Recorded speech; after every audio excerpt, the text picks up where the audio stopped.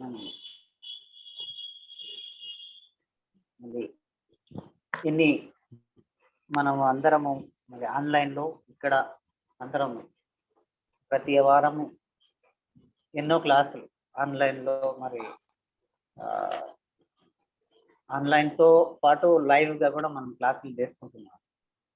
దీనికి అంతటికి ఒక ప్లాట్ఫామ్ మనకు ఆన్లైన్ ప్లాట్ఫామ్ ఇచ్చిన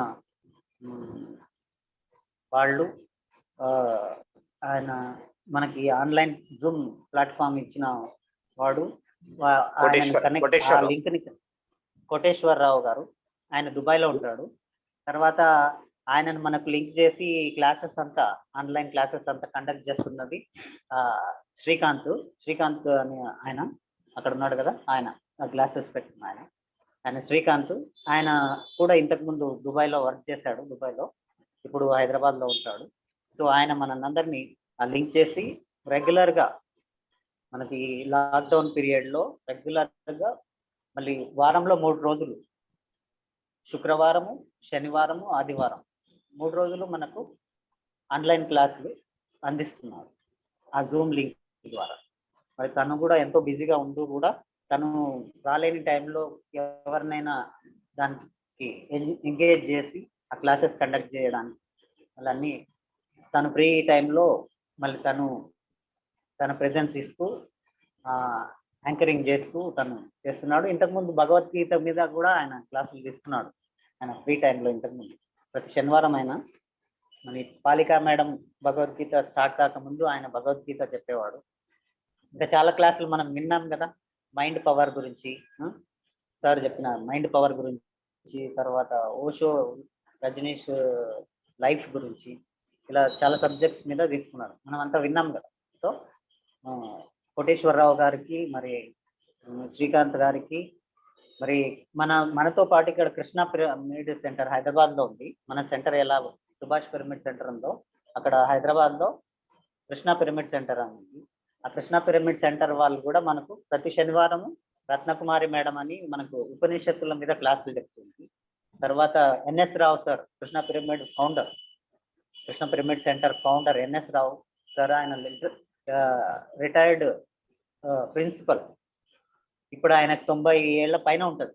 ఇప్పటికి కూడా క్లాసులు తీసుకుంటుంటాడు. వీళ్ళందరికీ ఆ కృష్ణ పిరమిడ్ సెంటర్ వాళ్ళకి అందరికీ ఒకసారి వాళ్ళందరితో మనం కలిసి ఈ క్లాసెస్ ప్రయాణం జరుగుతుంది. సో ఈరోజు మనం 23rd పార్ట్ ఆఫ్ ద భారతం మానవ జీవన మహాజ్ఞాన రథం అనే సిరీస్లో 23వ భాగంలోకి వచ్చాం. సో ఇక్కడ అంటే లాస్ట్ వీక్ కొంచెమే చెప్పుకొని మనం తర్వాత సందర్భానుసారంగా వినాయక చవితి వినాయకుడి గురించి తెలుసుకున్నాం అన్నమాట.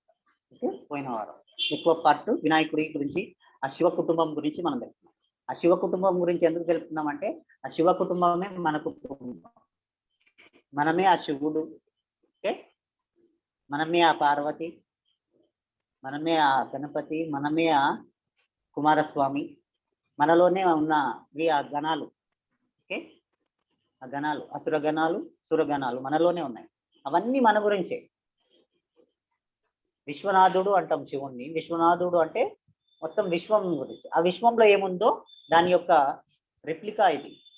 మనము రెప్లికా, దాని యొక్క మినియేచర్ అంటే దాని యొక్క సూక్ష్మ రూపం మనమైతే మన యొక్క విశ్వరూపము ఈ విశ్వం, మన యొక్క విశ్వరూపమే ఈ విశ్వము. ఆ విశ్వం యొక్క సూక్ష్మ రూపమే మనం ఇండివిజువల్గా. మనందరిలో విశ్వం ఉంది, అర్థమైందా? మనందరిలో కూడా విశ్వం ఉంది. మనలో ఏది ఉందో ఆ విశ్వంలో అదే ఉంది. అదే సత్యము. ఆధ్యాత్మికత ఎప్పటి నుంచో చెప్తుంది. అండము పిండము బ్రహ్మాండం. ఆ అండం అనేది చిన్న కణం. ఓకే, ఆ చిన్న కణంలో ఏది ఉందో పిండంలో అదే ఉంది. ఓకే, ఈ అండమే పిండంగా తయారవుతుంది. కొన్ని డివైడ్ అయ్యి కొన్ని సెల్స్ తయారైతే అది పిండం అవుతుంది. ఈ అండంలో ఉన్నదే పిండంలో ఉంది. ఈ పిండమే మళ్ళీ ఇంకా డివైడ్ అయ్యి ఆర్గాన్స్ గా ఫామ్ అయ్యి ఒక బ్రహ్మాండం అవుతుంది. ఈ శరీరం అంతా బ్రహ్మాండం కదా.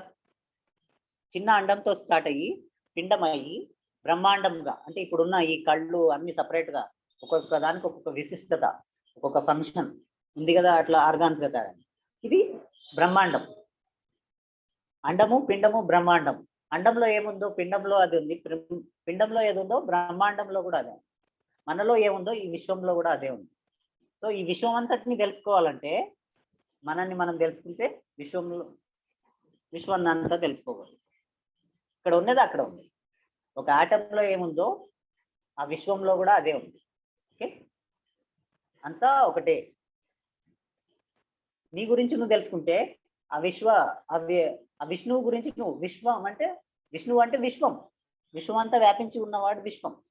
మనకు పురాణాల్లో ఏమని వర్ణిస్తాడు, ఆ విష్ణువు యొక్క శరీరంలోనే మనం ఉన్నామని కదా. ఆ విష్ణువు యొక్క శరీరంలోనే అన్ని నక్షత్రాలు, గ్రహాలు అన్నీ ఉన్నాయి అని, మొత్తం విశ్వం అంతా ఆ విష్ణువు శరీరంలోనే ఉంది అని మనం చూపిస్తారు కదా. సో ఆ విష్ణువు యొక్క మినియేచరే మనం. మన గురించి మనం తెలుసుకుంటే విష్ణువు గురించి మనం తెలుసుకున్నట్టు. మనమే ఆ విష్ణువు. మనం విశ్వరూపం చూపిస్తే మనం విష్ణువు లైకం. మన మన మన కాన్షియస్ ని పెంచుకుంటే మనం విష్ణువులుగా మనం అవుతాం. మనము మన కాన్షియస్ ని ఇక్కడ ఉన్నప్పుడు మనంగా ఉంటాం. ఇండివిజువల్ గా ఉన్నప్పుడు మనంగా ఉంటాం. ఎక్స్పాండ్ అయినప్పుడు మనమే విష్ణువు. ఓకే, సో భగవంతుడు భక్తుడు వేరు వేరు కాదు. భగవంతుడే భక్తుడు, భక్తుడే భగవంతుడు. భక్తి అంటే కూడా రెండు ఒకటే అని చెప్పడమే. నువ్వు నేను ఒకటే, భగవంతుడు నేను ఒకటే, నేనే ఆయనను అని చెప్పడమే భక్తి. ఆయన నేను వేరు వేరు అని, నేను తక్కువ అని అనుకునేది అది భక్తి కాదు. భక్తి యొక్క డెఫినేషన్కే విరుద్ధం అది. ఓకే, నేను వేరు భగవంతుడు వేరు అనేది భక్తి కాదు. దాస్య భావనని భక్తి భావన అనుకుంటున్నారు, అది దాస్య భావన. అపార్థం చేస్తున్నారు, భక్తిని అపార్థం చేస్తున్నారు. నువ్వు నేను ఈక్వల్ అనుకునేది భక్తి.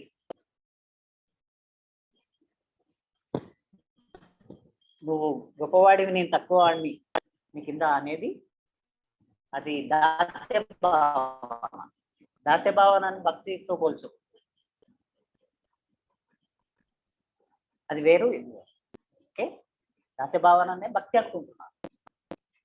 భక్తి అంటే నేనే భగవంతుణ్ణి అని చెప్పగలగాలి, అది భక్తి. రాధా గోపికలు అందరూ కృష్ణుని ఈక్వల్ గా చూసేవాళ్ళు. అర్థమైందా? కృష్ణుడిని ఈక్వల్ గా చూసేవాళ్ళు, తనతో సమానంగా చూసేవాళ్ళు. రాధా గాని గోపికలు గాని కృష్ణుడిని తనతో సమానంగా చూసేవాళ్ళు. వాళ్ళు ఆయన భగవంతుడు, మేము దాసులము అని అనుకోలేదు వాళ్ళు ఎప్పుడు. అది భక్తి. మిగతా వాళ్ళు కొంతమంది అనుకునేవాళ్ళు వాళ్ళు దాసులు. దాస్యం వేరు, భక్తి వేరు. భక్తి పేరుతో దాస్యం చేస్తున్నారు. మనం భగవతం పూర్తిగా అర్థం చేసుకుంటే మనకు అర్థమవుతుంది భక్తి అంటే. ప్రేమ అనే పదం వాడుతున్నాం. ప్రేమ అనే పదంలో తక్కువ చూస్తే నువ్వు ప్రేమ ఎలా అవుతుంది? పని మనిషిని చూసినట్టు చూస్తాం. దాసులు పని మనిషిని ప్రేమిస్తామా మనం? పని మనిషిని ప్రేమిస్తామా మనం? ఎవరిని ప్రేమిస్తాం? మనతో ఈక్వల్ గా ఉన్న వాళ్ళని మనం ప్రేమిస్తాం కదా. పని మనిషిని ప్రేమిస్తామా? కాదు కదా. పని మనిషి అంటే నీకన్నా తక్కువ అని అర్థం. దాసి అంటే పని మనిషి. ఎందుకు దాస్యభావం మన భారతదేశంలో ప్రవేశపెట్టబడింది అంటే ఆ ఈగోని, మనలో ఉన్న ఈగోని తగ్గించుకోవడం కోసం నేనేమి కాదు, నేను మామూలు ఒక నీ పనిముట్టుని నేను అని, అలా మనలో ఉన్న ఈగోని తగ్గించడం కోసం అలా వచ్చింది. అదే ఒరిజినల్ అని భక్తి రూపాన్ని భక్తి అని అపార్థం చేసుకోబడింది అన్నమాట. ఈగోని తగ్గించుకోవడం కోసం ఆ భావన ప్రవేశపెట్టింది, కానీ అది విపరీతం అయిపోయింది. అదే భక్తి అనుకునే స్టేజ్కి వచ్చేసింది కదా. నేనే అన్ని చేసేస్తున్నాను అనే అహంకారం ఎప్పుడుందో అప్పుడు అహంకారానికి తగ్గించుకోవడం కోసం నేనేమి కాదబ్బా అంత దేవుడు చేపిస్తున్నాడు అనే భావనను ప్రవేశపెట్టారు. అర్థమైందా? అది అర్థం కాక నేను అంతా ఆ దాస్యభావాన్ని భక్తి అని చలామణి అయిపోతుంది. ఓకే, సరే, ఈ టాపిక్ తర్వాత మనం ఇప్పుడు భారతంలో మనం ఎక్కడికి వచ్చాము? సభాపర్వంలో ఏమైంది? ఆఖరికి ధర్మరాజు మరి తనని కూడా తాను ఓడిపోయాడు, తర్వాత ద్రౌపదిని కూడా ఓడిపోయాడు.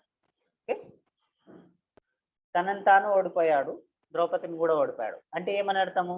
తను ఎవరు? తను దేనికి ప్రతీక? తను స్థిరత్వానికి ప్రతీక. ఓకే, తర్వాత ద్రౌపది దేనికి ప్రతీక?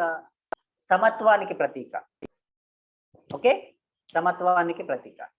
అంటే అహంకారం చేత, అహంకారము రావడం వల్ల, అహంకారంతో ప్రవర్తించడం వల్ల ఓకే ఏమైంది? అహంకారాన్ని ఒప్పుకోవడం వల్ల ఏమైంది? తనలోని స్థిరత్వం పోయింది, యోగత్వం అంటే సమత్వం కూడా పోయింది. అహంకారం ఎప్పుడు నేను యాక్సెప్ట్ చేశాడో, మనం ఎప్పుడైతే అహంకారాన్ని ఒప్పుకుంటామో, ఓకే, అహంకారం యొక్క ఆర్డర్ని మనం యాక్సెప్ట్ చేస్తామో, ఓకే, అప్పుడు ఏమవుతుంది? మనలో స్థిరత్వం పోతుంది. యుధిష్ఠిరుడు అంటే స్థిరత్వం, ద్రౌపది అంటే సమత్వం. సమత్వం అనేది మళ్ళీ స్థిరత్వం అనేది కూడా పోతుంది. ఓకే, ఇది ఎందుకు పోతుంది? ఎందుకు మనం ఒప్పుకుంటాము అంటే అహంకారంని యాక్సెప్ట్ చేసినాం. అహంకారాన్ని ఎందుకు ఒప్పుకుంటాము అంటే అది మన దురదృష్టం వల్ల. దురదృష్టం అంటే ఏమిటి? మన గత జన్మల యొక్క అదృష్టం అంటే కనిపించదు. ఆ దృష్టం, దృష్టం అంటే కనిపించేది, అదృష్టం అంటే కనిపించదు. ఓకే, దురదృష్టం అంటే కనిపించని చెడు. అంటే మన గత జన్మలో చెడు కర్మల వల్ల మనకు అహంకారం అనేది వస్తుంది. ఓకే, ఆ అహంకారం వల్ల మన స్థిరత్వం కోల్పోతాం. అహంకారం ఆడే గేమ్లో, ఓకే, అహంకారం ఆడే గేమ్లో, లేకపోతే శకుని అంటే ఎవరు? కుటిల బుద్ధి. ఓకే, ఆ కుటిల బుద్ధి ఎక్కడి నుంచి వస్తుంది? మన గత జన్మల యొక్క పాపకర్మల వల్లనే వస్తుంది. ఓకే, అహంకారం ఎక్కడి నుంచి వస్తుంది? గత జన్మల పాపకర్మల వల్ల, అజ్ఞానం వల్ల, గత జన్మల నుంచి క్యారీ ఫార్వర్డ్ అయిన అజ్ఞానం వల్లనే. కుటిల బుద్ధి ఎక్కడి నుంచి వస్తుంది? గత జన్మల యొక్క పాపకర్మల వల్ల. ఓకే, దాన్నే మనకు శకునికి జరిగిన అన్యాయము అది అని చెప్తాం మనం ఆ కథలో. శకునికి జరిగిన అన్యాయం వల్ల, గాంధారికి జరిగిన అన్యాయం వల్ల శకుని కక్ష కట్టాడు, ఆ పాచికలు ఆయన మాట వింటాయి అని మనం ఆ కథ వచ్చింది. దాన్ని బేస్ చేసుకొని అంటే ఆ శకుని గత జన్మ అది. ఓకే, ఆ జన్మ కాదు, శకుని గత జన్మ. ఓకే, శకుని గత జన్మలో జరిగినది, దాన్ని మనం దానికి ఆపాదించాలి. ఆ జన్మలో కాదు. అంటే గత జన్మల చెడు వల్ల కుటిల బుద్ధి ఏర్పడుతుంది, అంటే శకుని వస్తాడు మనలో. ఓకే, గత జన్మల అజ్ఞానము చెడు వల్లనే అహంకారం కూడా వస్తుంది. ఓకే, అహంకారాన్ని ఎప్పుడైతే మనం లోనైతామో, అహంకారానికి ఎప్పుడైతే లోనైతామో మనలోని స్థిరత్వాన్ని మనం ఓడిపోతాం. ధర్మరాజు ఓడిపోయాడు కదా, అంటే మనలోని స్థిరత్వాన్ని ఓడిపోతాం. తర్వాత సమత్వాన్ని కూడా ఓడిపోతాం. సమత్వం అంటే ఏంటి?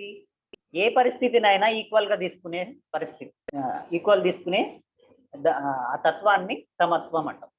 ఓకే, ఏ పరిస్థితి అంటే గెలుపు ఓటముల్ని, మాన అవమానాలని, అన్నింటినీ, ద్వంద్వాలు అన్నింటినీ సమానంగా తీసుకోగలగడమే సమత్వం. అదే యోగత్వం. ఓకే,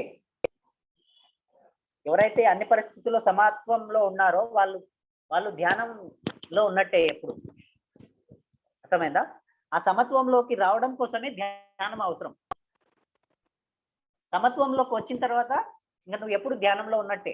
నువ్వు ఏ పరిస్థితికి చలించినప్పుడు ఏముంటుంది? నువ్వు ఎప్పుడు ధ్యానంలోనే ఉంటావు. చలించినప్పుడే నువ్వు ఏమవుతుంది? నీ శక్తి క్షీణించిపోతుంది.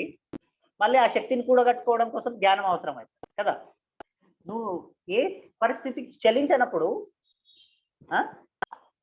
ఓటమినైనా గెలుపునైనా ఒకే విధంగా చూస్తూ ఉన్నప్పుడు నీ లోపల రియాక్షన్స్ ఉండవు,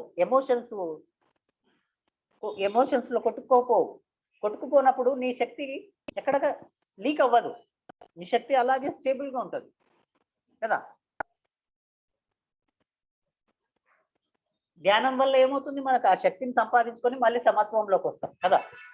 కాబట్టి సమత్వం అన్నా యోగత్వం అన్నా రెండు ఒకటే, అర్థమైందా. యోగత్వం చేస్తే సమత్వం వస్తుంది, సమత్వంలో ఉంటే యోగత్వంలో ఉంటాం.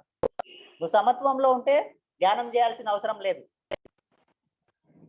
అదే భగవద్గీతలో చెప్పాడు, సమత్వం యోగ ఉచ్యతే, సిద్ధ్యౌ సమౌ భూత్వా సమత్వం యోగ ఉచ్యతే. అంటే సిద్ధిని అసిద్ధిని, అంటే గెలుపు ఓటముల్ని, సక్సెస్ ని ఫెయిల్యూర్ ని ఈక్వల్ గా చూస్తే అదే సమత్వము, దాన్నే యోగత్వము అంటారు. ఓకే, నువ్వు ఎప్పుడు యోగత్వంలో ఉన్నావో అప్పుడు ఎప్పుడు ఎనర్జెటిక్ గా ఉంటావు. ఓకే, ఎప్పుడు సమత్వంలో ఉన్నా కానీ అదే స్థితిలో ఉంటావు. ఎప్పుడు దేనికి చలించకుండా ఉన్నావు అనుకో, అదే సమత్వం. నిన్ను నేను పచ్చి బూతులు తిట్టినా కానీ నువ్వు ఏం చలించకుండగా, ఆయన అజ్ఞానంతో నన్ను అంటున్నాడు, నా గురించి ఆయనకు తెలియదులే అని నువ్వు ఏం చెల్లించకుండా ఉన్నావు అనుకో, నేను భగవంతుడు నన్ను ఆయనకు తెలియదు, మూర్ఖుడు, ఆయన డెఫినేషన్ ఇస్తే నేను తీసుకోవాలా అని నువ్వు చలించకుండా ఉన్నావు అనుకో. ఓకే, నువ్వు మూర్ఖుడు అంటే నా గురించి నాకు తెలిస్తే, నేను మూర్ఖుడు కాదని నాకు తెలిస్తే నేను నీకు రెస్పాండ్ అవ్వను. ఇష్టం అనుకో, నీకు నా గురించి తెలియదు కాబట్టి నువ్వు బాగుతున్నావు. ఓకే, అది నా గురించి తెలియకపోవడం నీ అజ్ఞానం కానీ నా తప్పు కాదు కదా. నేనెందుకు నా శక్తిని కోల్పోవాలి, నేనెందుకు చలించాలి అని నువ్వు స్థిరంగా ఉన్నావు అనుకో, అప్పుడు నీ శక్తి లీక్ అవ్వదు. నువ్వు నన్ను అంటావా మూర్ఖుడు అని, నేను ఎంత జ్ఞానం తెలుసా నీకు, నేను ఎంత ధ్యానం తెలుసా నీకు, నా సాధన చూసినావా నువ్వు, నేను ఎంత గొప్పవాడిని, ఎన్ని క్లాసులు తీసుకున్నాను ఏమో నీకు తెలుసా, నన్ను అంటావా నువ్వు, నన్ను అనే అర్హత ఉందా నీకు అని నేను రెచ్చిపోయి ఊగిపోయినాను అనుకో. ఊగిపోయినప్పుడు ఎమోషన్స్ లో ఏమవుతుంది, నా ఎనర్జీ అంతా లీక్ అయిపోతుంది. కోపం వచ్చింది నాకు, ఆ కోపం కూడా ఎనర్జీయే, రక్తనాళాలంతా ఉబ్బిపోతాయి ఇక్కడ కదా. ఊగిపోతూ ఉంటే ఏమవుతుంది, రక్తనాళాలంతా పేలిపోతుంటాయి ఇక్కడ కదా. సో ఆ ఎనర్జీ అంతా వేస్ట్ అవుతుంది. కోపం అంటే ఎనర్జీ, ప్రతి ఎమోషను ఒక ఎనర్జీ ఫామే. మనలో వచ్చే ప్రతి ఎమోషను ఒక శక్తి యొక్క రూపమే, అర్థమైందా. సో ఎమోషన్స్ ని మనము మన చేతుల్లో ఉంటే మన శక్తి లీక్ కాదు, మనం ఎప్పుడు నిండుకుండలా ఉంటాము, ఎప్పుడు శక్తివంతంగా ఉంటాం. ఎప్పుడు శక్తివంతంగా ఉన్నప్పుడు ఏ రీజన్ అవసరం లేదు ఆనందంగా ఉండడానికి, ఊరికేనే ఆనందంగా ఉంటాం. మన సహజత్వంలో ఆనందం. మనం శక్తివంతంగా ఉన్నప్పుడు మనం సహజంగా ఆనందంగానే ఉంటాం. ఏ కారణం అవసరం లేదు, బంగ్లాలు అవసరం లేదు, నగలు అవసరం లేదు, చీరలు అవసరం లేదు, బయట నుంచి ఫ్రీ అవసరం లేదు మన ఆనందానికి. ఊరికేనే ఆనందంగా ఉంటాం సహజంగా. ఓకే, సచ్చితానంద స్వరూపం అంటాం. మనది సచ్చితానంద స్వరూపం అంటే మన స్వరూపమే ఆనందం రూపం. మనం ఎందుకు దుఃఖం పాలవుతున్నాం అంటే మన శక్తిని కోల్పోయి, ఓకే, వేరే వాళ్ళ అభిప్రాయాలకి విలువ ఇచ్చి, ఏం నువ్వు బక్కగైనావు అనేసరికి నేను బక్కగైనానా, నిజంగా బక్కగైనానా అని పోయి అద్దంలో చూసుకొని 10 మందిని అడిగి నిజంగా బక్కగైనానా, అవునా, నువ్వు ధ్యానం ఎక్కువ చేస్తున్నావు, కొంచెం తగ్గించు, బక్కగా అవుతున్నావు అని చెప్పేసరికి మన మీద మనకి డౌట్ వస్తుంది. అంటే నీ గురించి నీకు తెలియదు కాబట్టి వేరే వాళ్ళ అభిప్రాయాలని నువ్వు స్వీకరించున్నావు. నీ గురించి నన్ను ఎంతమందో అన్నారు, నువ్వు బక్కగున్నావు, నేను ఎప్పుడు పట్టించుకోలే.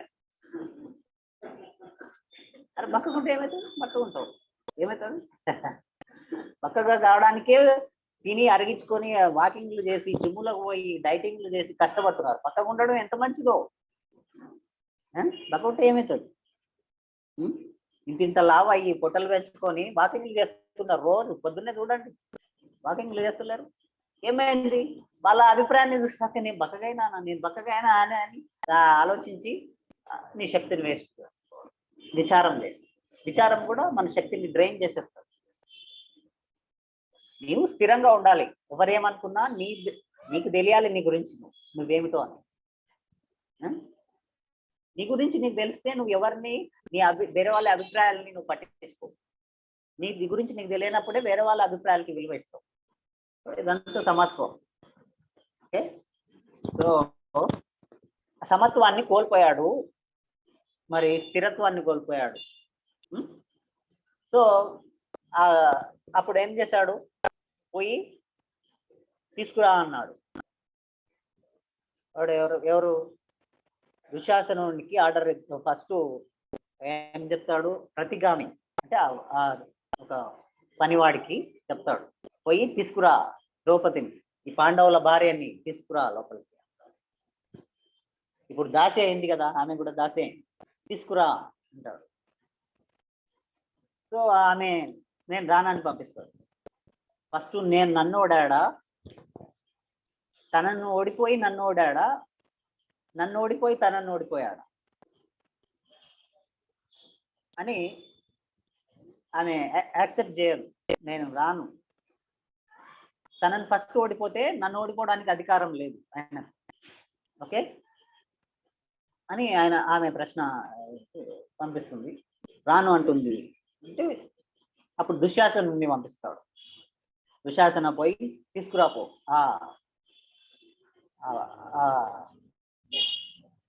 పాంచాలి గర్వం, వీడు గర్విష్టి కానీ పాంచాలిని గర్విష్టి అంటుంటాడు.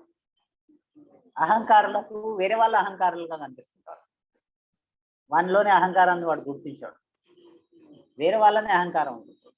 వాడు అధర్మపడు, పాండవులు అధర్ములు అంటుంటాడు.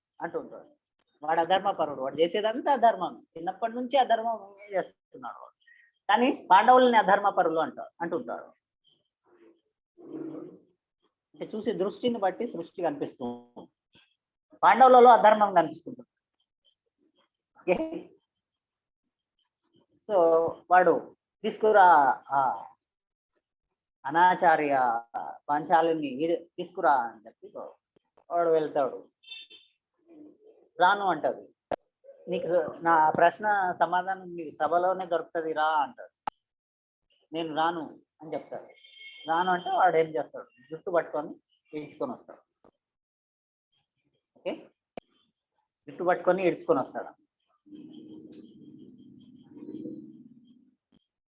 ఆ జుట్టు పట్టుకొని ఈడ్చుకొని వస్తున్నప్పుడు మరి భీముడు, నువ్వు ఏ చేతులతో అయితే నువ్వు ఆ జుట్టు పట్టుకున్నావు, పాంచాలి పవిత్రమైన కేశాలు ముట్టుకున్నావు, ఆ చేతుల్ని విరిచిపడేస్తా అని శపథం చేస్తాడు. భీముడికి రగులుతుంది. భీముడు అంటే ఎమోషన్స్, ప్రాణమయ శరీరానికి, ప్రాణశక్తికి ఆయన ప్రతీక భీముడు. ఆయన ప్రాణశక్తికి ప్రతీక. ఆ ప్రాణశక్తియే ఎమోషన్స్, అర్థమైందా?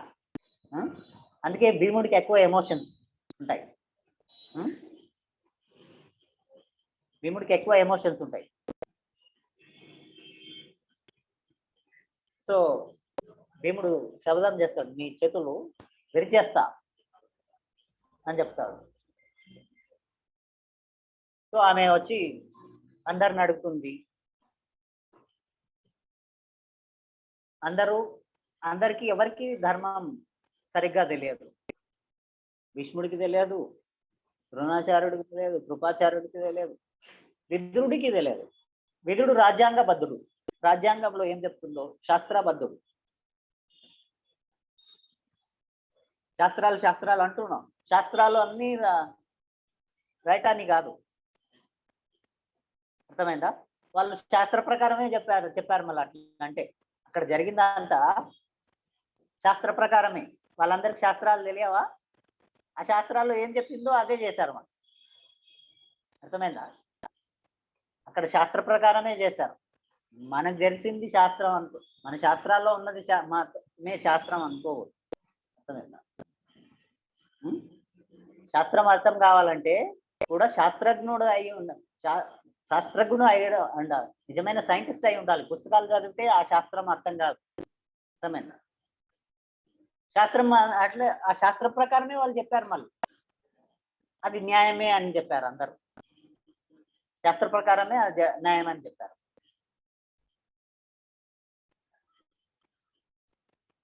కానీ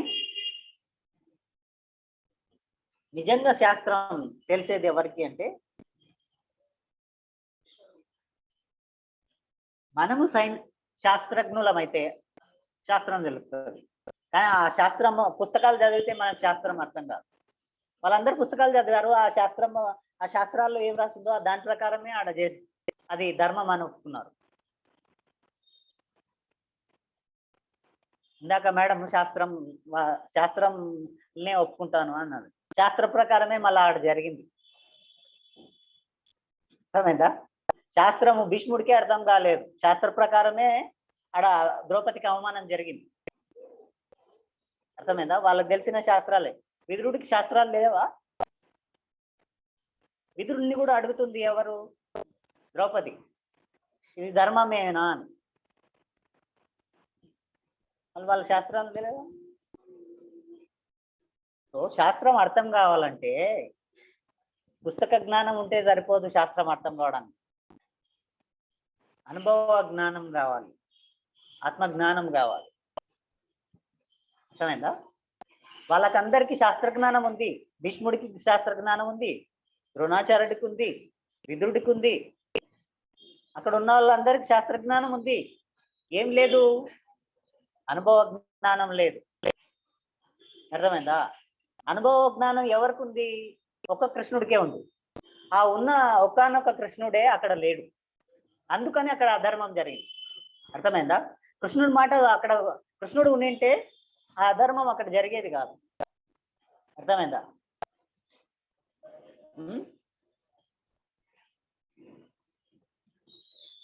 కృష్ణుడు అక్కడ ఉండింటే శాస్త్రం నిజంగా ఎవరికి అర్థమైతే? శాస్త్రికి అర్థమవుతుంది. అంతేగాని పండితుడికి అర్థం కాదు. వీళ్ళంతా పండితులు, పుస్తకాల ద్వారా శాస్త్రాన్ని తెలుసుకున్నారు, స్వయంగా ప్రయోగం చేసి తెలుసుకున్న వాళ్ళు కాదు. ఎవరు? ఆ భీష్ముడు కానీ, ఆ ద్రోణాచార్యుడు కానీ, ఆ విదురుడు కానీ. అర్థమైందా? పుస్తకాల ద్వారానే శాస్త్రం అర్థమైతే అందరికీ సత్యం అర్థం కావాలి, ధర్మం అర్థం కావాలి. అర్థమైందా? ప్రాక్టికల్ గా. అందుకే భగవద్గీతలో శ్రీకృష్ణుడు యోగి భవ అర్జున అన్నాడు, శాస్త్రీవిగా అన్నాడు. అర్థమైందా? నువ్వు ఉత్త పండితుడు కావద్దు. పుస్తకాలు చదివితే భగవద్గీత చదివితే పండితుడు అవుతావు, శాస్త్రీవి కాదు. కృష్ణుడు ఏం చేశాడో అది చేసి. కృష్ణుడు ఎవరో భగవద్గీతలో చివరిలో చెప్తాడు, కృష్ణుడిని సంబోధిస్తాడు. ఎత్ర యోగీశ్వర కృష్ణ ఎత్ర పార్థో ధనుర్ధర తత్ర శ్రీ విజయో భూతిర్ ధ్రువ మతిర్మమ అని చెప్తాడు. ఎవరు? సంజయుడు ధృతరాష్ట్రుడికి చెప్తాడు చివరి పద్యం, భగవద్గీత చివరి పద్యంలో ఏమని చెప్తాడు? కృష్ణుడిని సంబోధిస్తాడు. ఏమని?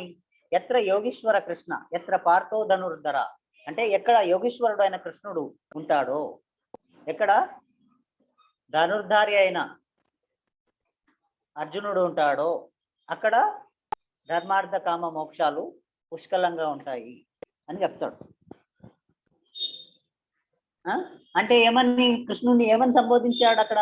యోగీశ్వరుడు అంటే తను యోగీశ్వరుడు, తనలాగా గమ్మనే అర్జునుడికి కూడా చెప్పాడు. తస్మాత్ యోగి భవ అర్జున అని చెప్పాడు. ఆయన ఏం చెప్పాడు భగవద్గీతలో?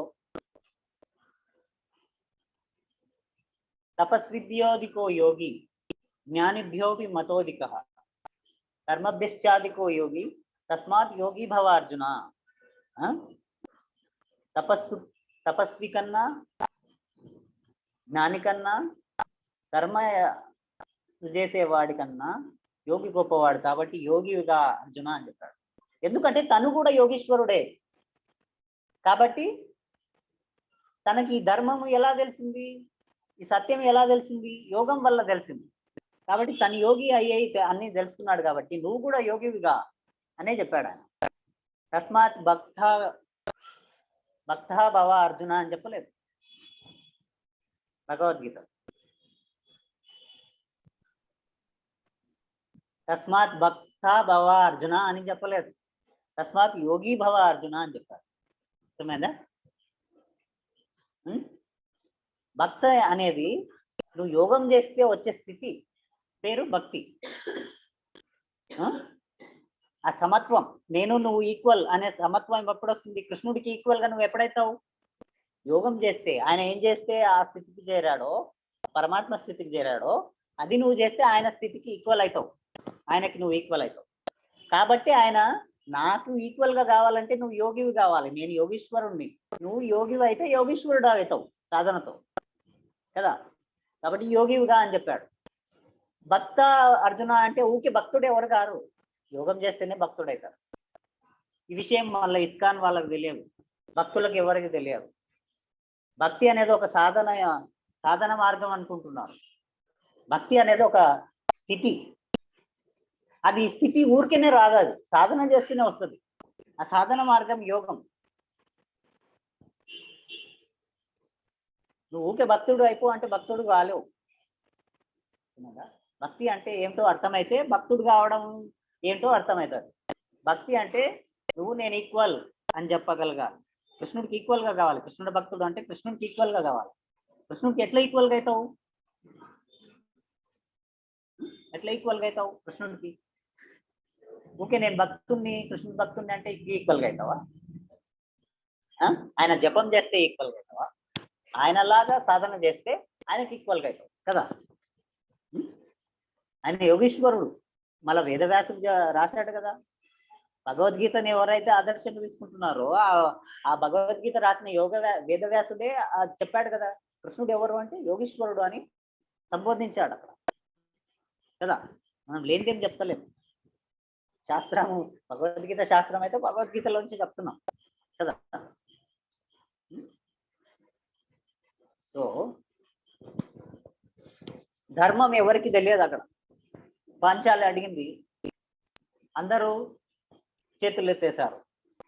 చివరికి ధర్మం అందరికన్నా బాగా తెలిసిన వాడు ఎవరు అంటే నీ భర్త ధర్మరాజునే అడగమ్మా, మేము ఎవరు చెప్పలేమని అడుగుతారు.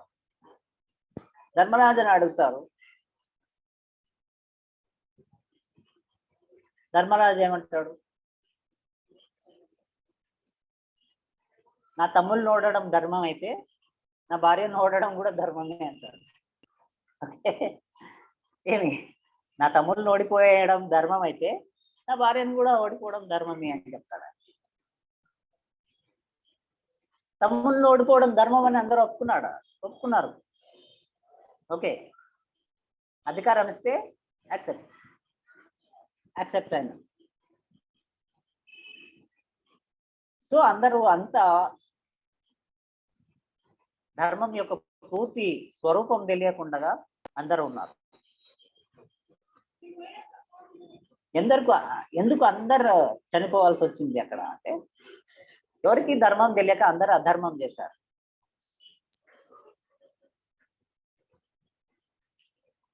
సో అయితే దుశ్శాసనుడు ఆ పాంచాలిని ఈడ్చుకురావడం అనే దాంట్లో ఏంటి అర్థం అంటే, పాంచాలి అంటే ఏం చెప్పాము? పాంచాలి అంటే యోగత్వం, పాంచాలి అంటే సమత్వం. ఆ సమత్వాన్ని ఏంటి? దుశ్శాసనుడు ఎవరు? దుశ్శాసనుడు అంటే ఏమి, దేనికి ప్రతీక? మన యొక్క దుశ్శాసనుడు అంటే పదం ఏంటి? శాసనం చేత కూడా కంట్రోల్ చేయలేము. అదేంటి? మనసులోని ఒక అంశం. ఓకే, శాసించలేనిది అంటే కంట్రోల్ చేయలేనిది ఏది? మనసు. అన్కంట్రోల్డ్ మనసే దుశ్శాసనం. అర్థమైందా? అన్కంట్రోల్డ్ మనసుయే దుశ్శాసనుడు అంటే శాసించలేని, శాసనానికి కూడా లొంగని వాడు. ఓకే, దుశ్శాసనుడు అంటే ఆర్డర్కి కూడా లొంగని వాడు అంటే ఆయన uncontrolled mind is Dushasana. Okay, అంటే అన్కంట్రోల్డ్ మైండ్ వల్ల అంటే దుశ్శాసనుడు ద్రౌపదిని ఈడ్చుకొని వచ్చాడు, జుట్టుపట్టి ఈడ్చుకొని వచ్చాడు అంటే ఏమని అర్థం? ద్రౌపది అంటే ఏమిటి? సమత్వం. ఓకే, లేకుంటే యోగత్వం. అర్థమైందా? యోగత్వాన్ని ఎందుకు స్త్రీతో పోల్చారు? యోగత్వాన్ని స్త్రీతో ఎందుకు పోల్చారు అంటే యోగత్వంలోనే మనకు స్త్రీతత్వం అంటే ఏమి అర్థం? ఎంపతి. ఎంపతి స్త్రీతత్వం అంటే ఎంపతి అంటే ఇటు సైడ్ నుంచే కాదు, అటు సైడ్ నుంచి కూడా ఆలోచించడం. ఇప్పుడు నా గొంతు ఎవరన్నా కోసారని, అవతల వాళ్ళ గొంతు కోసే ముందు నా గొంతు ఎవరన్నా కోస్తే ఎలా ఉంటది అని నేను ఆలోచిస్తే దాన్ని ఎంపతి అంట. ఒకరి గొంతు కొయ్యాలి, అప్పుడు ఆ చేసే ముందు ఒకవేళ నేను గొంతు కోసే అవకాశం నాకు వచ్చింది, కోస్తున్నాను, నాకు బలం ఉంది కాబట్టి నేను ఇప్పుడు కోస్తున్నాను గొంతు. ఒకవేళ నాకన్నా బలవంతుడు ఎవరన్నా వచ్చి నా గొంతు కోసాడనుకో, అప్పుడు ఎలా ఉంటుంది? నాకు యాక్సెప్టెన్స్ ఉంటుందా? అది is it okay for me అని ఆలోచించడం, అది ఎంపతి అంటాం. స్త్రీతత్వం అంటే ఆ ఎంపతి. అర్థమైందా? ఎంపతిని తెలుగులో ఏమంటారు?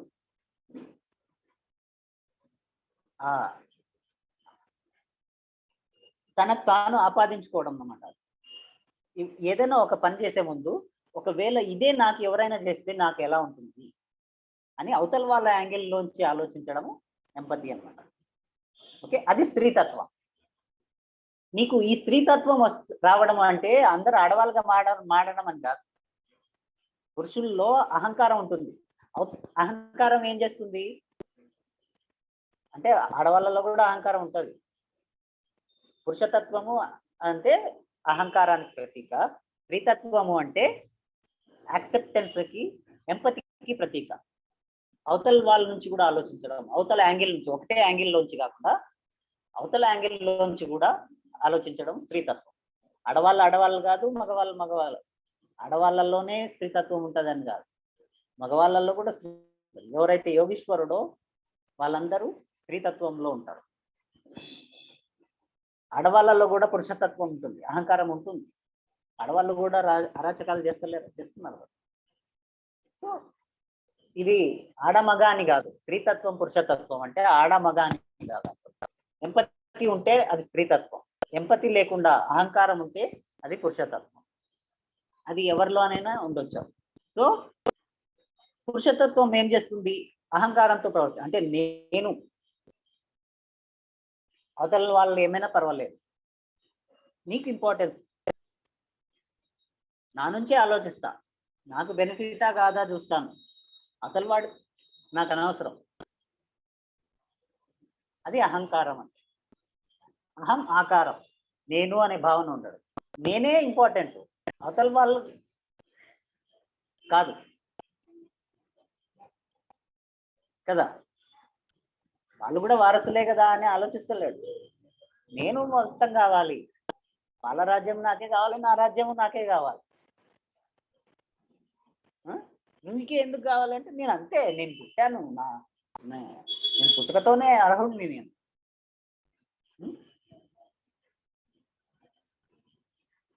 అది. సో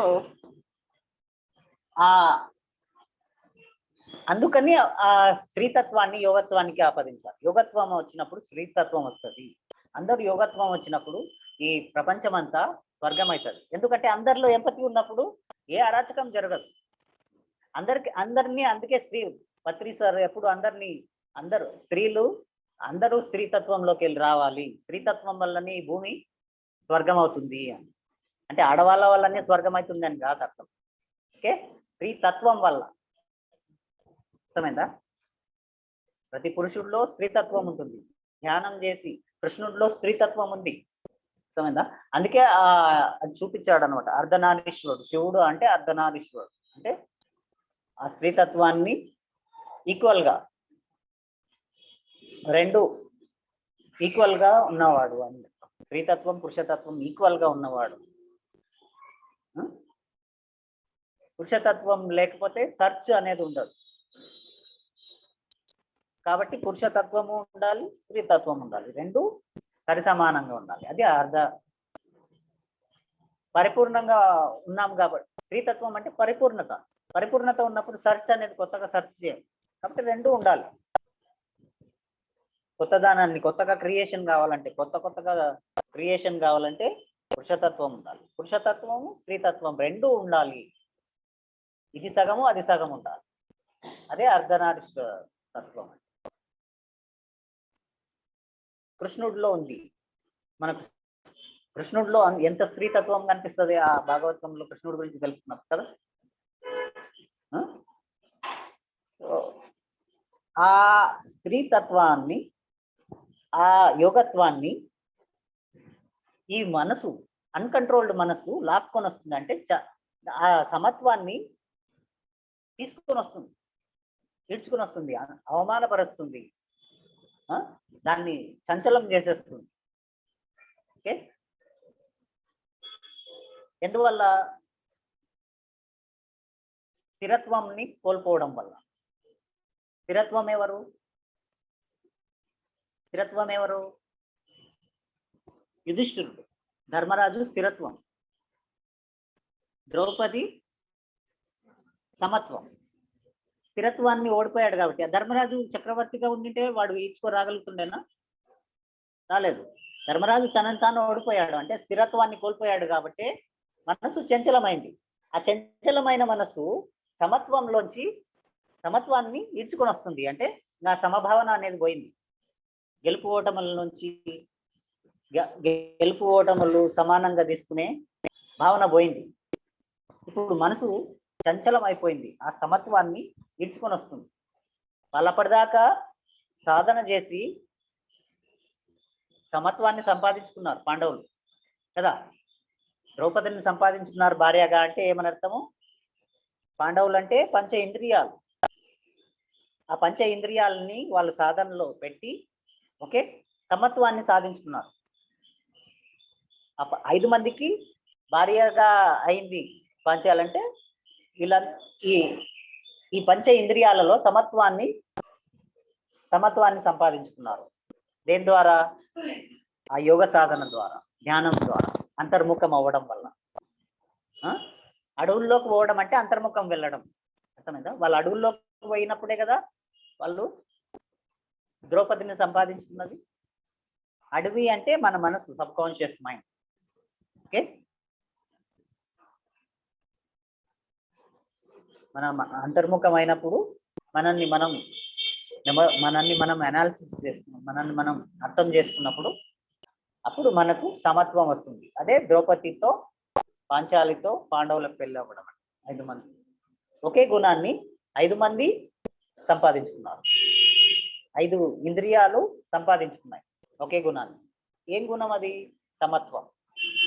అదే యోగత్వం.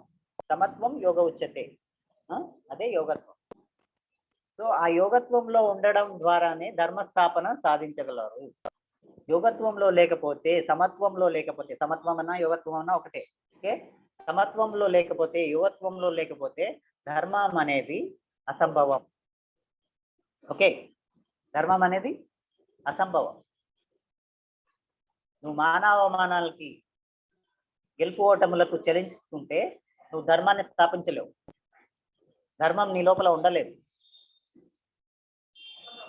నువ్వు గెలుపునే ఎక్కువ తీసుకున్నావు, ఓటమిని తక్కువ తీసుకున్నావు అనుకో, ఓటమికి చెల్లించిపోయినావు అనుకో, గెలుపు కోసం ఏమైనా చేస్తావు, ధర్మమైన అధర్మమైన. అంటే నువ్వు రెండింటిని సమానంగా తీసుకోగలిగినప్పుడే నువ్వు ధర్మానికి నిలబడగలుగుతావు. అది ఫార్ములా. అర్థమైందా? గెలుపు ఓటములు అనేది మనం పరీక్షిస్తూ ఉంటాయి. నువ్వు ఎలాంటి పరిస్థితి, నీకు ధర్మం ఎంత ఉంది నీ లోపల అని గెలుపు ఓటములు మనల్ని పరీక్షిస్తూ ఉంటాయి. ఆ పరీక్షకు నిలబడిన వాడే ధర్మరాజు లాగా నిలబడిన వాడే పొందుతో స్వర్గానికి వెళ్ళగలుగుతాడు, మోక్షాన్ని సాధించగలుగుతాడు, దుఃఖ రాహిత్యాన్ని సాధించగలుగుతాడు. లేకపోతే మోక్షం అసాధ్యం. ధర్మంలో ఉంటేనే మోక్షం వస్తుంది. నువ్వు అధర్మంలో ఉంటే మోక్షం ఎలా వస్తుంది?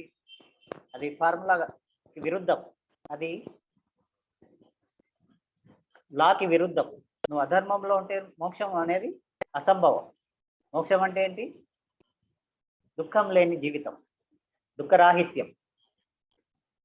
దుఃఖరాహిత్యం కావాలంటే నువ్వు ధర్మంలో ఉండాలి. నీ జీవితంలో దుఃఖం ఉండకూడదు అంటే నువ్వు ధర్మంలో ఉండాలి. ఓకే, నువ్వు అధర్మంలో ఉంటూ దుఃఖం ఉండకూడదు నా జీవితంలో అంటే అది అసంభవం. సో అది ఫార్ములా.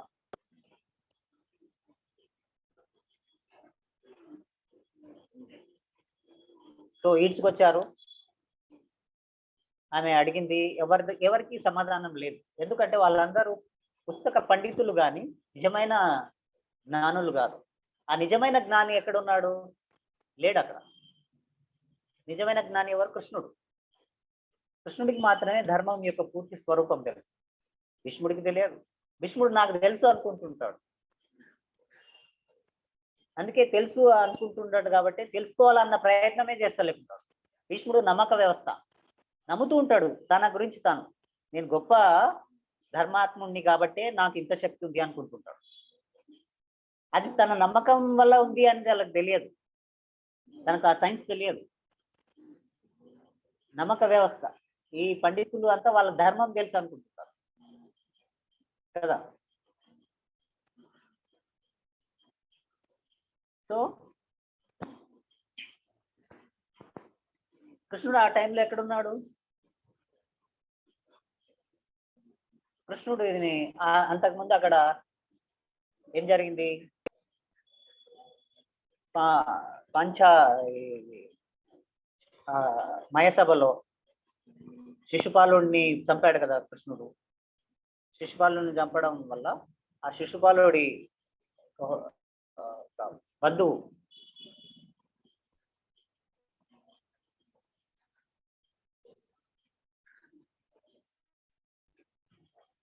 సాలుడు ఆయన పేరు. ఆయన ఏం చేశాడు? తన సైన్యంతో ద్వారకను అటాక్ చేశాడు. ద్వారకను అటాక్ చేశాడు కాబట్టి వాడికి కూడా చాలా శక్తులు ఉన్నాయి. ద్వారకను కాపాడడం కోసం అప్పుడే ఆయన విమానాలు వాడి దగ్గర, ఆ విమానాలతో, అది ద్వారక సముద్ర మధ్య ద్వీపంలో ఉంది కదా, ఇలా రాదు అని ఆయన విమానాల ద్వారా అటాక్ చేశాడు. ఎవరు? సాలుడు. ఆయన దగ్గర ఉన్న విమానాల ద్వారా అటాక్ చేశాడు. సో సో అప్పుడు కృష్ణుడు తన ద్వారకను రక్షించడం కోసం అక్కడికి వెళ్ళాడు. కృష్ణుడు అక్కడ ఉన్నాడు. సో సాల్వుడు అంటే ఏమి? డైనమిజం. సాల్వాడు అనే పదానికి ఏమి అర్థం అంటే డైనమిజం, అంటే రజోగుణం. ఓకే, ఇక్కడ అహంకారానికి లోనయ్యాడు. ఈ మానవమానాలు జరుగుతున్నాయి కాబట్టి మన లోపలే ఇవన్నీ జరిగేటివి. అహంకారాన్ని యొక్క ఆహ్వానాన్ని స్వీకరించాడు, స్థిరత్వాన్ని కోల్పోయాడు కాబట్టి మనలోని సగం పార్ట్ కోల్పోయింది. పాండవులు సగం పార్ట్, కౌరవులు సగం పార్ట్ మన లోపల. ఇలాగైతే అక్కడ కైలాసంలో అసురగణాలు సురగణాలు ఉన్నారు కదా, ఆత్మ యొక్క గణాలు వాళ్ళు. సో ఇక్కడ కౌరవులు పాండవులు అన్నీ ఒకటే చెప్తున్నాయి. శివపురాణం చెప్పినా, దేవి పురాణం చెప్పినా, ఏవి చెప్పినా అన్ని ఇవే చెప్తుంది. ఒకటే చెప్తుంది మొత్తం. రకరకాలుగా చెప్పినా కానీ అంతా చెప్పేది ఇదే. సో ఇక్కడ ఒక పార్ట్ ఈ స్థిరత్వం అనేది కోల్పోయింది కాబట్టి అక్కడ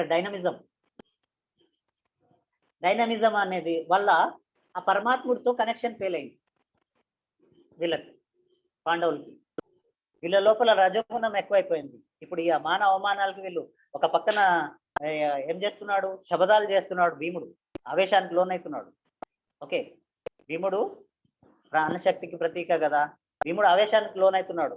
నువ్వు పాంచాలి అవి కేశాలు, పవిత్ర కేశాలు ముట్టుకున్నావు, నీ ఆ చేతులు విరిచేస్తా అని ఇక్కడ అంటున్నాడు. ఇక్కడ ధర్మరాజు తన స్థిరత్వాన్ని కోల్పోయాడు, అవమాన భారంతో ఏడుస్తున్నాడు. ఓకే, ఆ సమత్వాన్ని కోల్పోయారు. సో అప్పుడు ఇలాంటి పరిస్థితుల్లో సమత్వంగా ఉన్నప్పుడే నువ్వు పరమాత్ముడితో, నీ పూర్ణాత్మతో కనెక్షన్ ఉంటుంది. ఆ సమత్వం అనేది ఎప్పుడు వస్తుంది? ధ్యానంలో ఉన్నప్పుడు మనకు సమత్వం వస్తుంది. దాన్నే సమాధి స్థితి అంటారు. సమత్వమే సమాధి స్థితి. అర్థమైందా? ద్రౌపది సమాధి స్థితికి కూడా ప్రతీక. సమత్వంలో ఉన్నప్పుడే నీ పూర్ణాత్మతో నువ్వు కనెక్షన్ లో ఉంటావు. ఆ పూర్ణాత్మ నీకు సరైన సజెషన్స్ ఇస్తుంటుంది. ఓకే, నువ్వు ఎప్పుడైతే ఆ సమత్వాన్ని కోల్పోతావో నీ లోపల డైనమిజం మొదలవుతుంది. డైనమిజం మొదలైతే, డైనమిజం అంటే రజోగుణం. రజోగుణంలో ఉన్నప్పుడు నీ లోపల ఏమేమో చేయాలా, ఏం చేయాలా, ఎట్లా చేయాలా అనే ఆ ఆరాటం పోరాటం ఉంటుంది. ఆ ఆరాటం పోరాటం ఉన్నప్పుడు మనసు ఆ పూర్ణాత్మ యొక్క, పరమాత్ముడి యొక్క సందేశాలని అందుకోలేవు.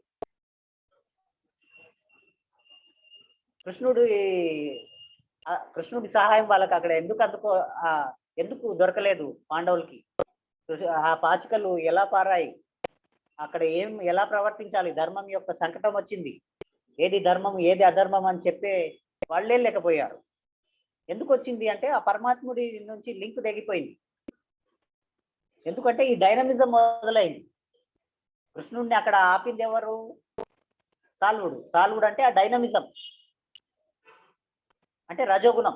అంటే నీ లోపల రజోగుణం మేల్కొనింది. ఎందువల్ల? నువ్వు అహంకారాన్ని యొక్క ఆహ్వానాన్ని స్వీకరించడం వల్ల. ఓకే, అహంకారం పిలిచింది కదా, రా జూదం ఆడుదురా, మనం ఆడదామని. ఓకే, ఆ ధర్మరాజు స్వీకరించాడు కదా, మీ యొక్క ఆటని స్వీకరించాడు. అహంకారంతో ఆడుకుందాం అనుకున్నాడు. అహంకారం జోలికి వెళ్ళకూడదు రా అనుకోలేదు, ఆడదాంలే చూద్దాం అనుకున్నాడు. సో యాక్సెప్ట్ చేశాడు కాబట్టి ఆ అహంకారం యొక్క ఫలితాన్ని చూపించింది. అహంకారం రజోగుణాన్ని లేపింది. రజోగుణం వల్ల ఏమైంది? నీకు పరమాత్ముడితో కట్ అయింది లింక్. సరైన ఆలోచనలు రావట్లేదు. ఏది ధర్మం ఏది అధర్మం, ఏది చేయొచ్చు ఏది చేయకూడదు అనే ఆ పరమాత్ముడి యొక్క ఇంట్యూషన్ అందుతలేదు నీకు. ఆత్మావబోధ అందుతలేదు. ఆత్మావబోధ అంటే నీ పూర్ణాత్మ యొక్క బోధ, నీకు బోధ. అది ఎప్పుడొస్తుంది? నీ మనసు ప్రశాంతంగా ఉండి, మనసు సైలెంట్ గా ఉన్నప్పుడు నీ పూర్ణాత్మ యొక్క సందేశాలు నువ్వు వినగలవు. సో అది కోల్పోయింది కదా, స్థిరత్వం కోల్పోయినాం. కాబట్టి ఆ కృష్ణుడి యొక్క సందేశం అందలేదు కదా. ఓకే, ఎందుకు రక్షించలేకపోయాడు అంటే నువ్వు ఆ స్థితిలో ఉంటేనే నిన్ను రక్షించగలుగుతాడు. కృష్ణుడి సహాయం అందుకోవాలంటే మనం ఆ స్థితిలో ఉండాలి, యోగత్వంలో ఉండాలి. ఓకే, యోగత్వాన్ని ఈడ్చేస్తున్నాడు కదా దుశ్శాసనుడు. అంటే నీ మనసు ఈడ్చేస్తుంది, సమత్వం కోల్పోయింది. యోగత్వాన్ని ఈడ్చుకొని వస్తున్నాడు. మాన అవమానాలకు లొంగిపోయినావు.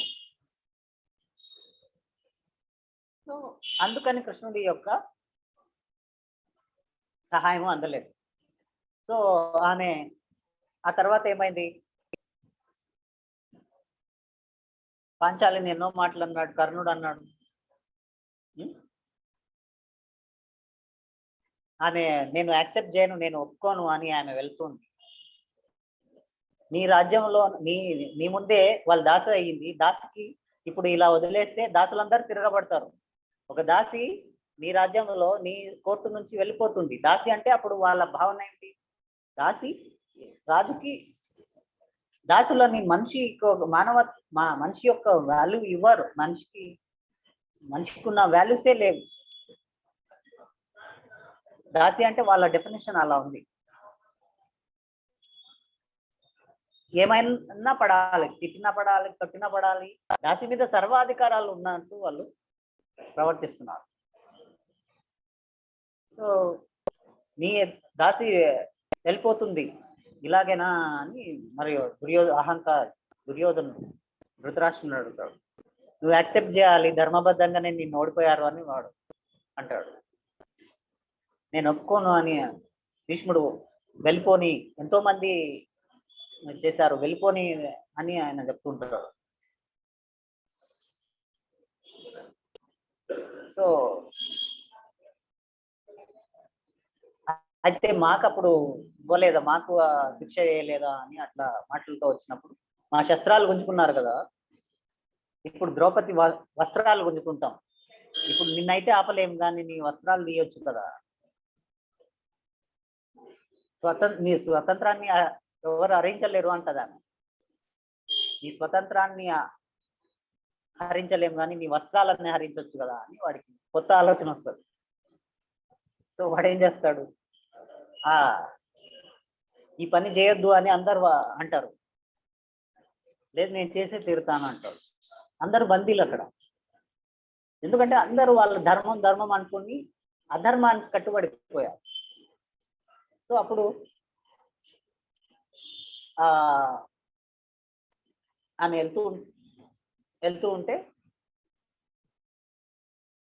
రావాల్సిందే అని వాడు చెప్తాడు. భీష్ముడు లాస్ట్ చివరికి భీష్ముడు కోర్టులో ఉండాల్సిందే అమ్మా అని కూడా భీష్ముడు అంటాడు. సో కానీ చీర విప్పొద్దు అని అంటాడు, ఆ పని చేయొద్దు దుర్యోధన అంటాడు. ఇంకా మీరెవ్వరు మాట్లాడాల్సిన అవసరం లేదు అని చివరికి పంచాలి, మీ వల్ల కాదు నన్ను రక్షించడం, మీరెవ్వరు మాట్లాడాల్సిన అవసరం లేదు, మీరు సైలెంట్గా ఉండండి, సరే నేను పోను, నన్ను ఆ పరమాత్ముడే రక్షిస్తాడు అని అప్పుడు ఆలోచన వస్తుంది, నన్ను ఆ పరమాత్ముడే రక్షిస్తాడు అని. ఆమె వచ్చి సెంటర్లో నిలబడి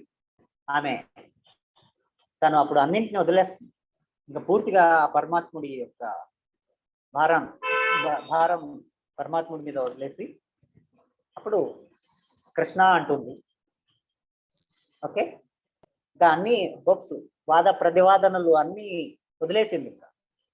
ఇంకా ఇక్కడ ఉన్న వాళ్ళు ఇంత గొప్ప యోధులు ఉన్నారు, వీరులు ఉన్నారు, ఎవరి వల్ల కాదు, మీ వల్ల కాదు అని అర్థమైపోయింది. ఇంకా మీరు అందరు షట్ యువర్ మౌత్, మీరు అందరు నోరు మూసుకొని ఉండండి, నన్ను కాపాడాలనుకుంటే ఆ పరమాత్ముడే కాపాడుతాడు అని వచ్చేసి ఆమె శరణాగతి. ఇంకా అంటే అన్ని ఫైటింగ్స్ ఆపేసింది, అంటే అప్పుడు మళ్ళీ యోగత్వంలోకి వచ్చేస్తుంది. ఓకే, ఇంకా ఫైటింగ్స్ అన్నీ అయిపోయాయి, ధర్మ అధర్మాల చర్చలు ఆపేసింది. ఇప్పుడు ఎంత చర్చ చేసినా ఎవరికి తెలుస్తలేదు ధర్మం అంటే ఏందో, ఎవరిని అడిగినా ఏ ప్రశ్నకి సమాధానం లేదు వాళ్ళ దగ్గర. అంటే మన లోపల ధర్మం అంటే ఎవరికి తెలియదు అని అర్థమైందా? మనందరిలో మనం ఎంత గొప్ప పండితులమైనా కర్ణుడికి తెలియదు, కర్ణుడిలో ఎంతో టాలెంట్ ఉంది, కానీ టాలెంట్కి ధర్మం తెలియదు. ఓకే, మన లోపల ఎంతో సామర్థ్యం ఉంది అంటే ద్రోణాచార్యుడు, కానీ ఈ సామర్థ్యానికి ధర్మం తెలియదు. ఓకే, నీకెంతో నమ్మక శక్తి ఉంది, కానీ నీ నమ్మక శక్తికి ధర్మం తెలియదు. అర్థమైందా? ఎవరికి తెలియదు ధర్మం. నీ లోపల నువ్వు ఎప్పుడు ధర్మం వస్తుంది అంటే నువ్వు ధ్యానంలో ఉన్నప్పుడు నీకు ధర్మం తెలుస్తుంది అని చెప్పడమే అక్కడ. అప్పుడు ఆమె ఏం చేసింది, అన్ని వాదనలు ఇవంతా చర్చలు, నీకు ధర్మం తెలుసా, నీకు తెలుసా, నీకు తెలుసా అన్నాడు. నీకు వివేకం ఎంతో ఉంది, కానీ నీకు ధర్మం తెలియదు. విదురుడు అంటే వివేకం, ఎంతో వివేకం ఉంది, కానీ నీకు ధర్మం తెలియదు.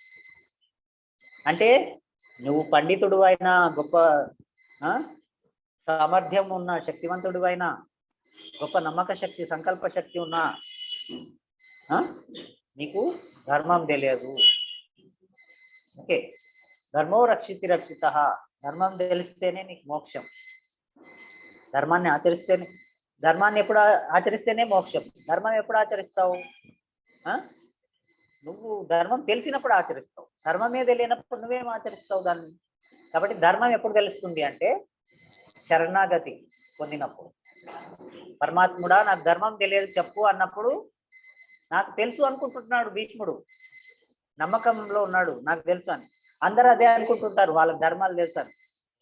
మనమంతా అదే అనుకుంటుంటాం. తెలియదు, తెలుసుకోవాలి అని శరణాగతి పొందినప్పుడే నీకు ధర్మం తెలియబడుతుంది.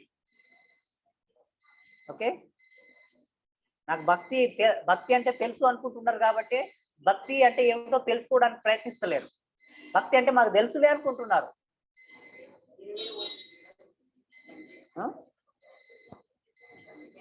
తెలుసులే అనుకున్నంత వరకు తెలియబడదు. నాకు తెలియదు, నాకు చెప్పండి అని నువ్వు శరణాగతి పొందినప్పుడే నీకు తెలియబడుతుంది సత్యం. సత్యమైన ధర్మమైన ఎప్పుడు తెలియబడుతుంది? నువ్వు శరణాగతి పొందినప్పుడే. నాకు తెలుసులే అనుకున్నంతసేపు నీకు తెలియదు. అక్కడ ఎవరికి తెలియదు, ఎందుకు అంటే వాళ్ళందరూ తెలుసు అనుకుంటున్నారు. విదురుడికి శాస్త్ర విజ్ఞానం ఉంది, శాస్త్రాలు చదివాడు. ఆయనకు విదురుడికి ధర్మం తెలుసు అనుకుంటున్నాడు, ధర్మరాజు ధర్మం తెలుసు అనుకుంటున్నాడు. ధర్మరాజు కూడా ధర్మం తెలియదు. అక్కడ ఉన్న వాళ్ళు ఎవరికి తెలియదు, ఎందుకంటే వాళ్ళందరికీ వాళ్ళు తెలుసు అనుకుంటున్నారు కాబట్టి. తెలుసుకోవాలి మాకు తెలియదు అని ఎవరు అనుకోవట్లేదు, మనకు తెలియదు తెలుసుకోవాలి అని ఎవరు అనుకోవట్లేదు, తెలుసు అనుకుంటున్నారు. తెలుసు అనుకుంటున్నంతసేపు తెలియదు పడదు. నాకు తెలియదు చెప్పండి పరమాత్మ, నాకు ఆ సందేశాన్ని ఇవ్వండి, నాకు తెలియదు అని నువ్వు శరణాగతి పొందినప్పుడే, చేతులు జోడించినప్పుడే, అప్పుడు ఆ పరమాత్మ నుంచి నీకు ధర్మ సందేశం, సత్య సందేశం వస్తుంది. సో అప్పుడు శరణాగతి పొందింది ఎవరు? ఇంకా కృష్ణుడి మీద. అప్పుడు ఆమెకి సమాధి స్థితి వచ్చింది. ఓకే, సమస్థితి వచ్చేసింది. ఇంకా నా మానవ మానాలు నువ్వే చూసుకో, నాకు నిజంగా ఈ ధర్మము అధర్మం తెలియదు, నువ్వే చూసుకో ఇంకా అని శరణాగతి పొందింది. అప్పుడేమైంది? రక్షణ వచ్చింది. వాడు చీరలు ఇప్పుతున్నాడు, గుంజుతున్నాడు. అప్పుడు అక్కడ కృష్ణుడు నుంచి అంటే డైనమిజం ఆగిపోయింది. ఇప్పుడు మనసు ఇంకా అప్పటిదాకా ధర్మం చర్చ జరుగుతుంది, అరాట పోరాటం, ఇది ధర్మం కదా, ఇది ధర్మం కదా, ఇది ధర్మం కదా అని చర్చ జరుగుతుంది. ఇది ధర్మం, ఇది ధర్మం, ఇది ధర్మం అని చర్చ జరుగుతుంది. అసలు ధర్మం తెలియదు, ఏందో చెప్పండి అని అడుగుతలేరు. అర్థమైందా? ధర్మ చర్చ జరుగుతుంది. కర్ణుడు ఏమంటాడు? ఇది ధర్మం అంటాడు. దుర్యోధనుడు ఏమంటాడు? ఇది ధర్మం. శకుని ఏమంటాడు? ఇది ధర్మం అంటున్నాడు. పాండవులు ఇది ధర్మం అంటున్నారు. అందరూ ధర్మాన్ని చెప్తున్నారు కానీ ధర్మం తెలియదు చెప్పండి అని అంటలేదు. ఆ చర్చ జరుగుతుంది, ఇది ధర్మం, ఇది ధర్మం. ఎప్పుడు అయితే శరణాగతి చెందిందో అప్పుడు ఓకే, అక్కడి నుంచి రక్షణ వచ్చేసింది. వాడు ఇప్పుడు మనసు శాంతించింది కాబట్టి ఈ దుశ్శాసనుడు అలసిపోయాడు. ఓకే,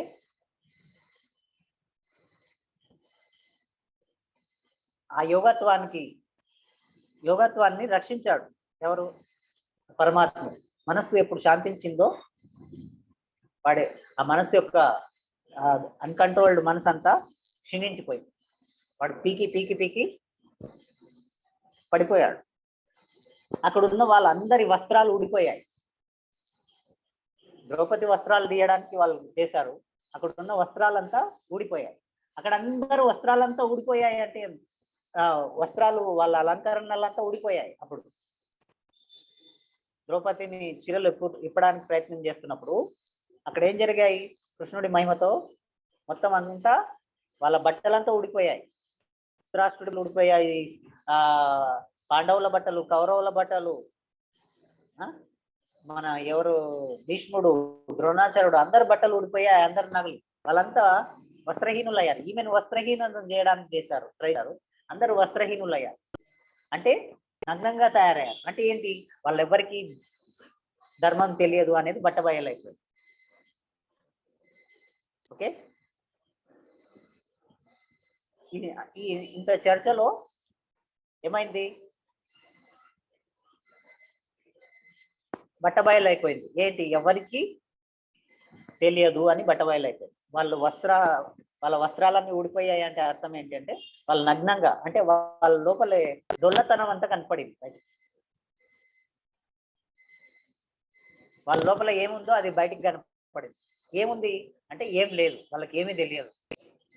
వాళ్ళంతా తెలుసు అనుకుంటున్న అజ్ఞానులు.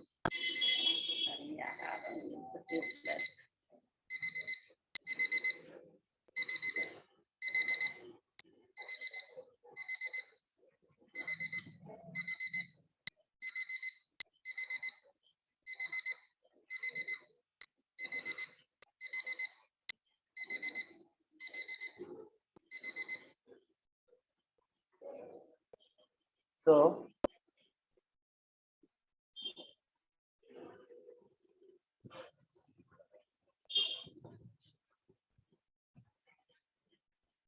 సో ఎప్పుడైతే మనం శరణాగతి పొందుతామో అప్పుడు మన చర్చలు మానేసి మనం సమాధి స్థితిలోకి వెళ్తామో అప్పుడు మన సమాధి స్థితిని చూస్తే అందరు నోర్లు మూతపడిపోతాయి.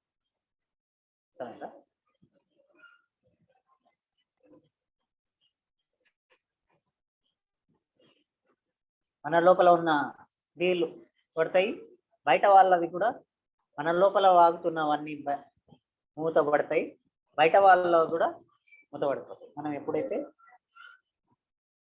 పరమాత్ముడికి శరణాగతి, మన పూర్ణాత్మకు శరణాగతి మనం ధ్యాన స్థితి సమాధి స్థితిలోకి వెళ్తాము అప్పుడు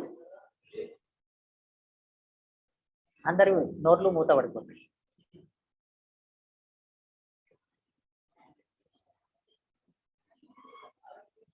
ఎవరైనా వాదిస్తున్నప్పుడు మనం ధ్యానంలో కూర్చున్నాం అనుకో, వాళ్ళు నోర్లు మూతపడిపోతుంది ఆటోమేటిక్. ఓకే, నోర్లు మూతపడిపోతాయి. అదే యోగత్వాన్ని పరమాత్ముడు రక్షించాడు. నువ్వు ఎవరైనా వాదిస్తున్నారనుకో, ఓకే అడ్డంగా వాదిస్తున్నారు, ధ్యానంలో కూర్చో, వాళ్ళ నోరు కూడా మూతపడుతుంది. అదే పరమాత్ముడు ద్వారా, కృష్ణుడి ద్వారా పాంచాలి రక్షించబడింది. కృష్ణుడు అంటే జ్ఞానం, జ్ఞానం ద్వారానే పాంచాలి రక్షించబడింది. పాంచాలి అంటే యోగత్వం, సమత్వం. జ్ఞానం ద్వారానే మన సమత్వం మళ్ళీ మనకు వస్తుంది, మన సమత్వం మళ్ళీ రక్షించబడుతుంది. కృష్ణుడు అంటే ఎవరు? జ్ఞానానికి ప్రతీక. కృష్ణుడు ఎవరినైనా చక్రంతో చంపేస్తుంటాడు. చక్రం అంటే ఏంటి? ఆ మూడో కన్ను యొక్క జ్ఞానం. అంటే ఎవరినైనా కృష్ణుడు చంపాడంటే వాళ్ళని ఏం చేస్తాడంటే ఎన్లైటన్మెంట్ చేసి చంపేస్తాడు. అంటే వాళ్ళు మొత్తం చక్రాలన్నిటికీ 108 చక్రాలను ఒకటేసారి యాక్టివేట్ చేస్తాడు అన్నమాట. ఆ శక్తికి వాళ్ళు భ్రష్ట్ అయిపోయి చచ్చిపోతారు.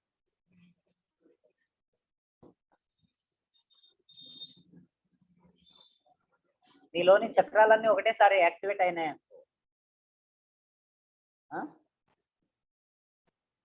నువ్వేమైపోతావు? పేలిపోతావు. అంటే నీ జ్ఞానోదయమై నువ్వు చచ్చిపోతావు. అలా అందుకనే కృష్ణుడిలో ఐక్యమైపోతారు అంటారు.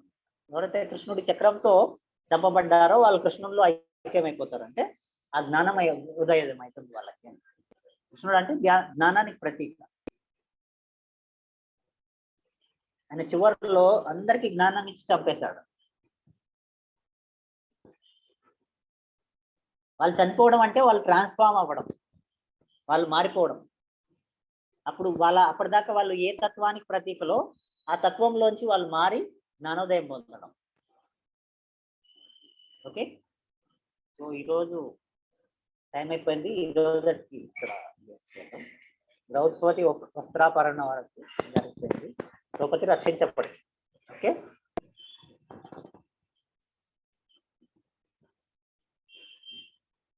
తర్వాత మనం నెక్స్ట్ చూసుకుందాం. ఓకే, ఎంతో ఉంది దాంట్లో తీసుకుంటూ ఉంటే మనకు ఎంతో ఉంది.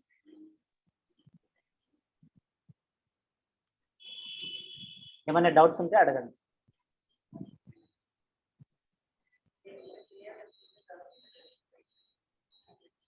ఓకే, ఆన్లైన్లో ఎవరికైనా డౌట్స్ ఉన్నాయా?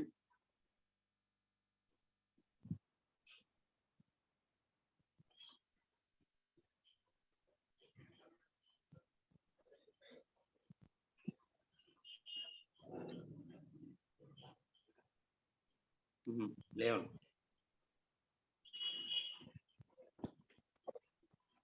మరి ఎంతో అద్భుతంగా మాస్టర్ కొండారెడ్డి మనకి క్లాస్ చెప్పాడు. సో ఒకసారి గట్టిగా మాస్టర్ కొండారెడ్డి గట్టిగా తప్పట్లు కొడుతుంది.